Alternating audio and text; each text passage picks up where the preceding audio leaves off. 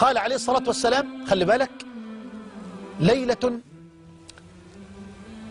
سهلة طلقة لا حارة ولا باردة. سهلة طلقة لا حارة ولا باردة. سهلة يسيرة، فيها طمأنينة، فيها سكينة، فيها هدوء، فيها راحة نفسية، فيها أنوار. أنوار إيه بقى؟ بقول لك الملائكة نازلة وطلعة، فيها أنوار يشعر بها أهل الإيمان وأهل الفضل وأهل الصدق. سهلة طلقة. طلقة يعني إيه؟ طلقة يعني مضيئة. يقول لك وجه طلق أو طلقة، أي وجه مضيء. سهلة طلقة، سهلة يسيرة.